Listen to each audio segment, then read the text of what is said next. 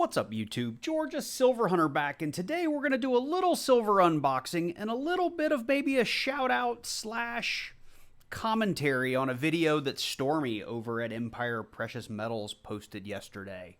So let's jump into it.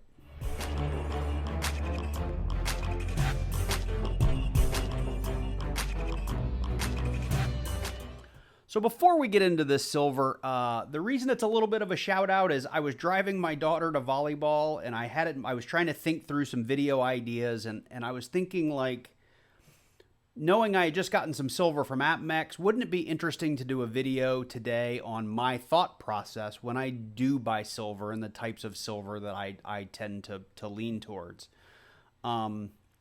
And it just so happened that while I was waiting in the parking lot after dropping my daughter off, he posted his video, or it was around the same time. He might have posted a little bit earlier, and I just got the alert.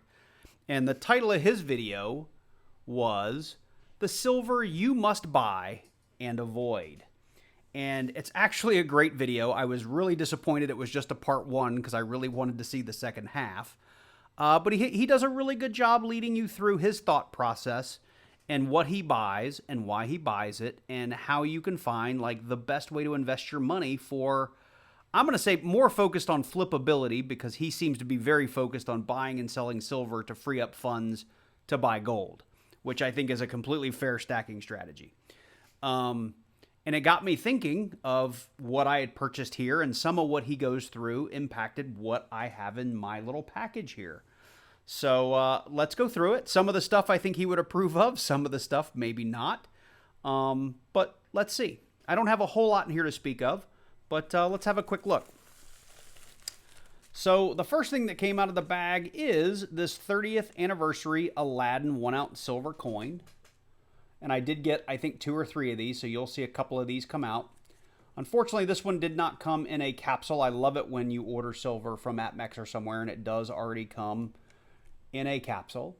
But this was a piece, and we'll go through the pricing and all that stuff and how this applies to Stormy's video here in just a little bit. But at the end of the day, this was something that I looked at.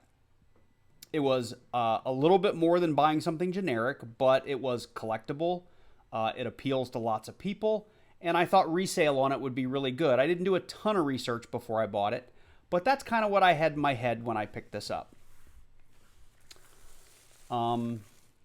So we have another one. So when I talk about resale, anytime I buy silver these days, I try to buy at least 2 or 3, sometimes more. Like on the batarangs, I did a video on that a while back, and I bought like 10 or 12 of them because I totally had intended on reselling a lot of those.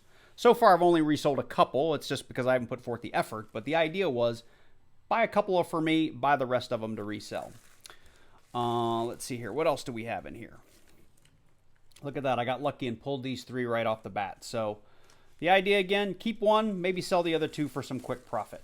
Let's see what else we have. Okay, so this is the Mausoleum. This is from the 7 Wonders of the World series. I love this series. I don't know if it's for everyone, but this is one of those pieces that has a super low mintage. Ever since the Colossus came out, which was the first one in the series, these have done pretty well in the aftermarket, and I thought it would be something really good to get enough of so that I'd have 2 or 3 sets, so that when the set was done, I could sell all 7 for a really, really high premium. But it may be a niche audience. I don't know. What I did like about them is the mintage was only 7,777 of each of them. And the reason I have this one is when I originally bought one of these, I forgot and only put 1 in my cart. I thought I had more, so I went back and wanted to get a couple. There was a little bit of FOMO going on with that one, with this particular piece, because with silver shooting up the way it was, I didn't want it to get too expensive. And the nice thing was, even with silver at 25, these were like, I don't remember, $31 or $32 a piece, something like that. Well, when silver was 22, these things were like $30 or $31 or $29. So they really didn't go up that much. So I wanted to hurry up and get one in case silver did shoot up to like 30 or 35 like some people were predicting. I didn't think it would, but it was a little bit of FOMO, right? So here's the second one.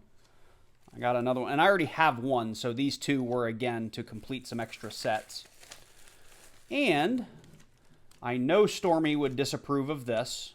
He talks about these in particular in his video, but I'm a DC and a Marvel guy. I actually have them over here. I do collect, and I have multiple sets with, again, one day the intention to sell all the Marvel coins. These guys had a mintage of about 50,000, and these are super popular, and the designs are fantastic on them. I just had them pulled aside because I knew I was going to talk about them. These latest DC coins are not, the design on them is not great, but to me, there's enough comic book collectors out there and silver collectors out there that I wanted to get a couple of them while they were still relatively cheap, just in case they did go up a lot in value. And Stormy does call these out specifically kind of in his level 3 category as they're kind of hit or miss. The Batmans were real popular, the Supermans were real popular, the Wonder Womans were real popular.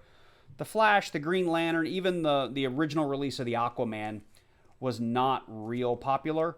Now, these are Samoa 2023 coins. I can't remember if the first version of these were from Samoa or from somewhere else. Hang on, I've got one. No, I don't actually. Let's see. I do have a Wonder Woman right here, and the Wonder Woman was, where was it from?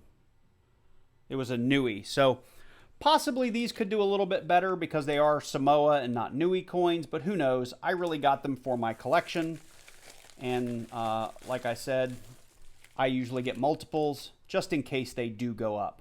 You know, if I spent $30 on this and it goes to 35 really quick, I could make a few bucks, but it's something I would probably hang on to for another year or two and see if they get really valuable. And that was really it. So there's not much else in there. The other thing I always try to do, and if you're not doing this, you're leaving money on the table. When you do make your online bullion dealer purchases, make sure you're buying enough silver to get free shipping, because every dollar you spend buying silver, or I'm sorry, every dollar you spend paying for shipping is a dollar you could have spent on silver or some extra copper or put towards some gold or whatever you have. So I try to make sure I always get free shipping when I buy from online bullion dealers. Lately, with the stock coming down, the premiums being up real high, silver being up real high, a lot of the dealers have gone to $250 to $500 minimum orders to get free shipping. So I know that may be difficult for some of you. When I got this, the limit was still $200, and this put me like in the $230 or $240 category. I can't recall. So give me a second. I'll give you the exact prices I paid on these just so you have a point in time so you know what they were. So give me a second to dig that out because I put that paperwork aside already. Okay, so let's see here. The 7 Wonders of the World, these actually were, they had gone up to $33. I think when I originally bought it, they were like $31 or $32, something like that. So I did pay a little bit more than I had wanted to. But the reality is when you're looking at something like this that's a generic silver round and they're going for 28 or $28.50 or something like that, I would much rather have something that's completing a collection that I know will go up in value over just a generic piece of silver. But that's me. I think if you're just like a hardcore stacker, right, or you're like a prepper, like your goal should be getting silver as cheaply as possible because you never plan on really selling it until it's an absolute necessity or you're having to barter for something, right? That's not me. That's not how I buy silver and gold. I do buy generic stuff when it's really, really cheap, but now I'm really kind of more focusing on stuff that's collectible, that has resale, that I think is going to go up in value over time. And sometimes I pick good ones and sometimes I pick bad ones and I overpay. So you do have to be careful and not overextend yourself. So let's see here. What else did we get? The Aladdins, we paid $29.79. So again, if I have a choice between this at $28 and this at $29.79, and I'll look this up in a second, but I want to say the mintage on these things is like 15,000 or something like that. I would get this all day long because every dealer in the world is making this stuff. There's millions and millions and millions of these out in the market. These things, they're kind of special. So, and the last thing is, and I probably did overpay for these, but the Aquamans were $32.29. And most of the DC stuff that I've bought, even the Batarangs, were kind of in that $30 to $33 range. So knowing silver had gone up a couple of bucks, I felt like this was a safe bet. This was in line with what I'd paid for other ones. At the end of the day, maybe I don't make any money on them, maybe even lose $1 or $2 over time, but I scratch my collector itch, and if I have to sell one just to get my money back, so be it. Worst case, it's just another piece of silver that goes in my stack. So with that said, I do want to address Stormy's video without giving it all away. It's a great video. I would recommend you go check it out. It may not be for every type of stacker, but he does a really good job of saying, here's a category of stuff that you should absolutely avoid, right? Stuff, and I don't want to give it away, but don't buy this stuff. It's a bad bet. It's a bad idea. To, here's some stuff that you can get, but I don't recommend it. To, kind of stuff like this, that, if the mintages are right, the price is right, you're going to buy this and make money sometimes. You're going to buy this and lose money sometimes. You're going to buy this and break even sometimes. And part 2 of the video is going to get into the sort of, here's the stuff that you should really maybe get, and here's the stuff you should definitely be investing in. And I'm really looking forward to part 2 of that, because I want to see how much of my mentality is wrapped up in what he's going to show, and if any of the pieces I'm thinking he's going to talk about ultimately end up being there. And I did pull a couple of things aside that, again, I think I made some gambles on. I say gambles. They were kind of sure bet gambles if you think about it. But like these Black Flag series coins. I was new to stacking at the time, but all I knew is everyone was talking about these things, and I just had to have one. I couldn't find the 2021. I know I have one. I just couldn't find it nearby. But like these Black Flags, I invested, these were $32 or $33, even when silver was maybe 20. So it hurt my feelings to buy these things. But the, let's see, what year is this one? This is the 2020. I know I sold these things, and I was getting like $75, $80, $85 for them. So, when you have coins like this, they were relatively controlled mintage. There was, a lot of people out to get them. These are things that, looking back, I wish I had bought tubes and tubes and tubes of them, because even though you were paying way over spot for them, it's a win. And I'm real curious if he's going to point out something like this in his video, or I have a few other pieces, but I don't want to ruin it unless I'm guessing really, really well. But if you haven't checked out Stormy, I know you have, because he's got like 30,000 subs. Make sure you go check him out. And really this part 1 and part 2 video he's doing, I think, is a fantastic video, so I can't wait to see it. Just wanted to share with you some of my purchases. I do really like them. The 7 Wonders of the World, while I have you here, let's show them to you. This is the Colossus of Rhodes, which is a very cool coin. That was the first one in the series.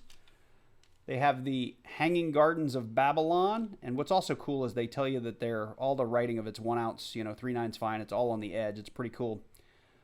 Any blemishes you see that look like they're in the coin, they're actually in the capsule. But this Hanging Gardens of Babylon was number 2. The Lighthouse of Alexandria, I believe, was number 3. The Mausoleum, which you just saw me buy some extras of, was number 4. And the Great Pyramid of Giza was their 5th release. And they have 2 more coming. And then you will have completed the set. These were all 7,777 in mintage. They were all very high premiums, $10, $12, $13 when they came out with their respective spot prices. And as I said, even these now, maybe even less than that, they're probably closer to $6.99 to $8.99 over.